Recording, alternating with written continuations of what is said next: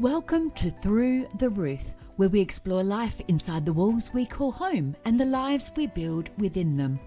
I'm Ruth, property professional, storyteller and lover of all things home. Each week, we'll open the door to real stories behind the scenes of the property industry, design, inspiration and practical tips for shifting house, creating calm spaces and keeping your home safe, secure and beautifully comfortable. Because whether you own, rent or simply dream, everyone deserves to feel at home. So make yourself at home. You're listening to Through the Ruth. Hi, I'm Ruth. Thank you for joining me for another episode, and this one is a really important one. Not to scare you, but to support you. We're talking about home safety, specifically break-ins, home invasions, and what to do if you ever get that awful feeling that someone has been inside your home without permission. Unfortunately, it happens and we never expect it. So it is a really important part of home that we need to recognize. Now, first of all, I've lost my voice a little bit, so occasionally it's going to be a bit croakier than usual, so bear with me. For many of us, home is where we exhale. It's where we feel our most at home ourselves. So when that sense of safety is shaken, it can feel incredibly personal. Whether you rent or you own, whether you live alone, with children, with a partner or with your fur babies, this episode is for you. And I want to say this up front. If you've ever experienced a break-in or invasion, you're not weak, dramatic or overreacting if it still affects you, because your nervous system remembers. Your home matters. It's extremely personal. So today we'll calmly talk practically and kindly about preventing break-ins where possible, what to do during a situation, and exactly what steps to take, especially if you suspect that someone's been inside. Let's start at the beginning. What we mean by home safety. Home safety isn't about turning your house into a fortress. First of all, it's about layers of care. Think about safety as quiet habits and thoughtful choices that say, someone lives here, someone notices. Break-ins and invasions don't usually happen at random. They often rely on opportunity, routine, and the assumption that no one is paying attention. And this applies whether you're in a house, unit, townhouse, apartment. All homes can be vulnerable in some way. One important thing I want to say, especially to renters, you're allowed to care deeply about your safety. You're not just renting. This is still your home. Safety isn't about fear. It's about awareness. So prevention, simple things that can make a big difference. Let's talk prevention, not perfection. So 1, locks and doors. Your front door is your first conversation with the outside world. Always lock your door, even if you're home. Unfortunately, we live in a world now where we can't leave a front door unlocked. Even if you're expecting somebody, keep it locked. Deadlocks are incredibly effective. If you've got a sliding door, you should have a security bar or a dowel in the track. Now, I want to be clear on this one. It needs to go into the track, not be put behind the sliding door or window. They can still be opened. I know how to open them. And don't forget, with your sliding doors, your back doors and your garage doors, your access doors, especially your bathrooms and toilets, they tend to be on the side of the house that they think no one's going to see them, and they tend to be an area to get access in. So be aware of all of them. If you are renting, sorry, my voice is terrible. If you are renting and you're concerned about locks, have the conversation with your property manager or landlord. Security is a reasonable request. You might negotiate to pay for it or part of it, but at the end of the day, you're securing your home. That conversation can be valuable and better before. Number 2 is windows matter more than we think. Lock them. Even small bathrooms, like I was saying, with the bathroom, toilet or laundry windows, they're the smaller windows on the darker, smaller, shorter, less noticeable part of the house. Keep your furniture away from the windows where possible. And at night, pardon me, close your curtains or blinds so your home isn't on display. You don't want people to be knowing what you've got to attract them either. Three, lighting is really important. It can be a quiet deterrent. Motion sensor lights near entrances are one of the simplest, most effective tools. Lights say, I can see. And it also says, of course, that to the bad person, I can be seen. And that alone stops a lot of people. Routines. Number 4, routines and visibility. Bring your bins in. Collect the mail.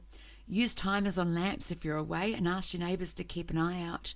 Especially at the moment, whenever any holidays come up, if you are going away, you don't want the place to look like you're away.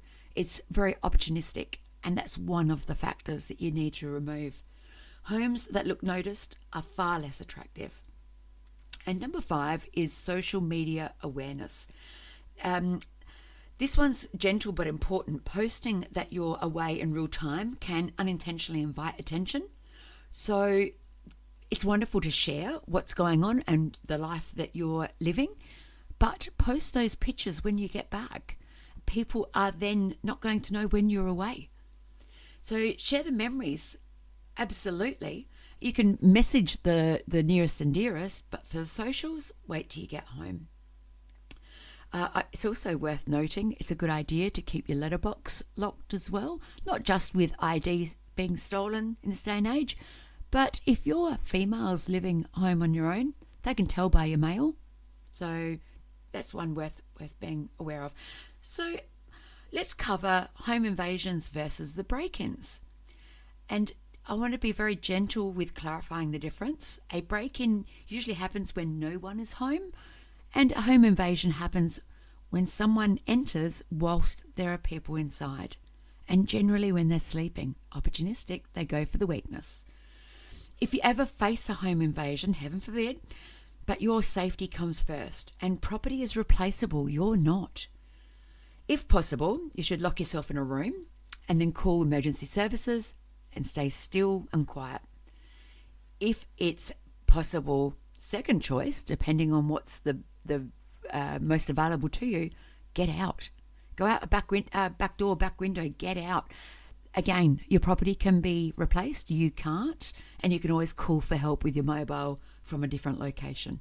There is no shame in complying if confronted. Survival is strength. And if this happened to you, pardon me, sorry, my voice again. If this has happened to you before, please hear this. The after effects are real.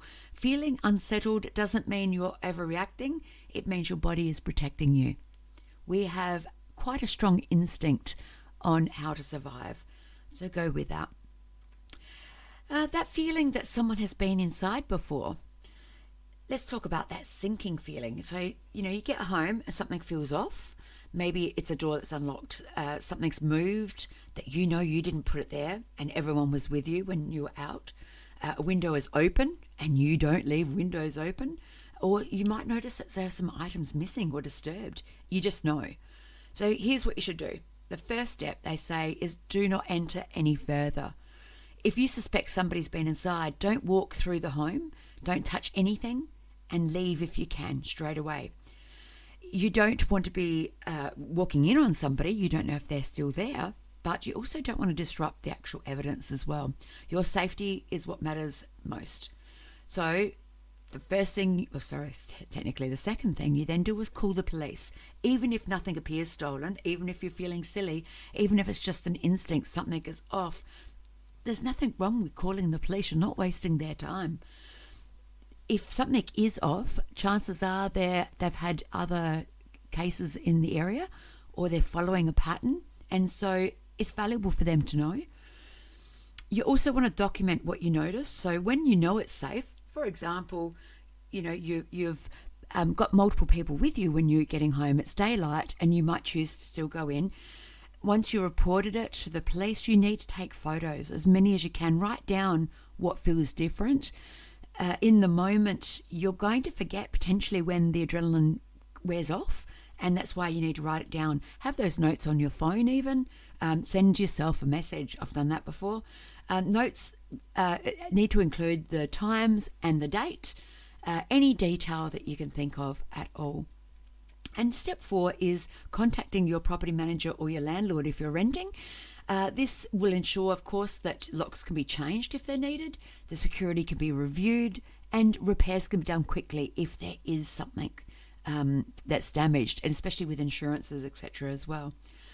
Step 5 is be gentle with yourself after.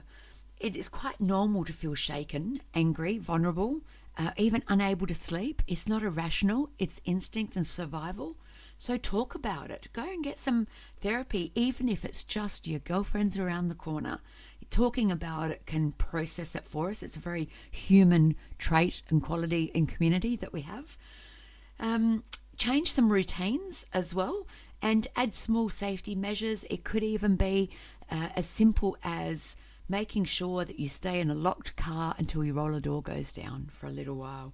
Or it's a good habit to do anyway. You're allowed to reclaim your sense of peace, and whatever you're needing to make that come back to you sooner, it's really important. So just be gentle with yourself. So emotional safety matters too, just to be clear. We don't talk enough about this part, and after a break-in or invasion, some people will say, I don't feel at home anymore, and that grief is real. Rebuilding the safety can include changing the locks, adding lights, rearranging your furniture, deep cleaning, and bringing in comforting smells, sounds, textures, or even just having loved ones close by. Perhaps you might have adult brothers and sisters that can come and stay for a little while. And again, breaking that routine for anyone watching the property shows that somebody else is there. Something is different, and they can't they have less of a vulnerability of that routine because it's changing. Safety isn't just physical, it is emotional, and your home should feel like it's holding you, not watching you. So light your favourite candle that you're used to. Wear something that's comforting at night time to sleep in, that helps you to sleep. Hot water bottle when it's winter, for example. Any of those things can make a difference to the way we are comforting ourselves. So just in closing, safety is an act of love. Before we finish, I just want to say this. Caring about home safety doesn't mean you're paranoid. It means that you understand the value of the life that happens inside your walls. Whether you rent or you own, or you live alone or with others, your safety matters. If today's episode has helped you, please consider sharing it with somebody you care about. Sometimes these conversations are easier when they're already started. Thank you for trusting me with your ears and your heart today. It's not a long one, but it's an important one all the same. So you've been listening to Through the Ruth, where home is more than just a place. It's a feeling worth protecting. So until next time, take care of yourself, take care of your home, and please have a wonderful Christmas. If you've enjoyed today's episode, be sure to follow Through the Ruth wherever you get your podcasts. And if you've got a story about your home and your experiences, I would love to hear from you. You can reach out, ruth@thepmboutique.com.au. So until next time, take a deep breath, look around and remember, home is what you make it.